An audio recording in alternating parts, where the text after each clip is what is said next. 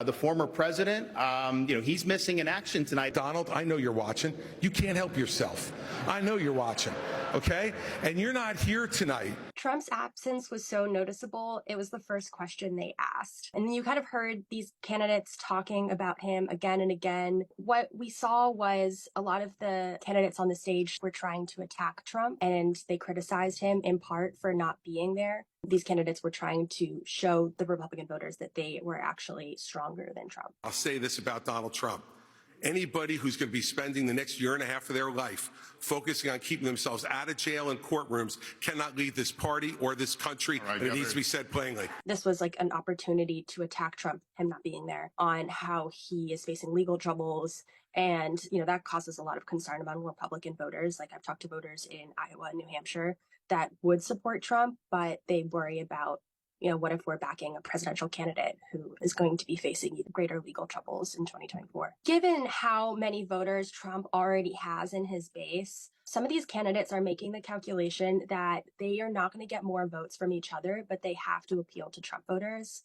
And there's two approaches to that. From DeSantis, we heard criticism about how Trump did not build the border wall. He should explain why he didn't have Mexico pay for the border wall. From Haley, she actually compared Trump to Biden, and she talked about her hawkish stance on foreign policy, specifically with Ukraine and Israel. I think the fact that he used to be right on Ukraine and foreign issues, now he's getting weak in the knees and trying to be friendly again. They were taking the opportunity, rather than trying to appeal to Trump voters as being more of the same, that they would be different from him. But what we heard from Vivek Ramaswamy was different. I think we saw a lot of mean-spirited comments back and forth. Well, I want to laugh at why Nikki Haley didn't answer your question. Vivek Ramaswamy taking on kind of aggressive persona that Trump uses to attack his opponents and call people names and talk about their appearance. What Trump would have done if he were there would have probably been more of that. He said that Trump was an excellent president and really didn't have anything bad to say about him, instead compared himself to Trump. So when we talk about those two different approaches, it's like a wait and see, like how will Iowa and New Hampshire respond to those two different strategies? And is it possible for one of these candidates to use one of these strategies effectively to convince a Trump voter to support them instead? I think they're at a debate tonight. Nobody's talking about it. Everybody's watching. They're not watchable. The last debate was the lowest rated debate in the history of politics. So therefore, do you think we did the right thing by not participating?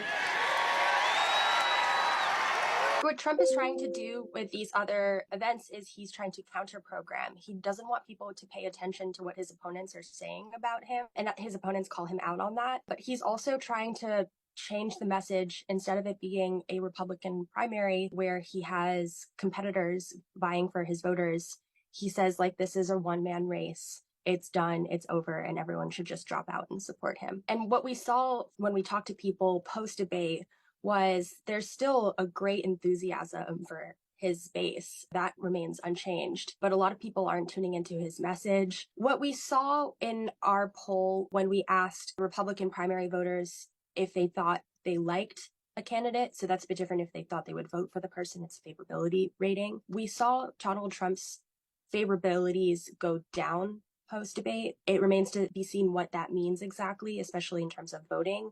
But it could mean that some of these attacks from his opponents stuck. I've seen that on the ground when I've talked with voters in Iowa and New Hampshire who would like to hear more from Trump. Meanwhile, others say he's clearly the front runner. It makes sense that he doesn't show up. Even if they would like to hear from him, they understand why he's not there on the stage.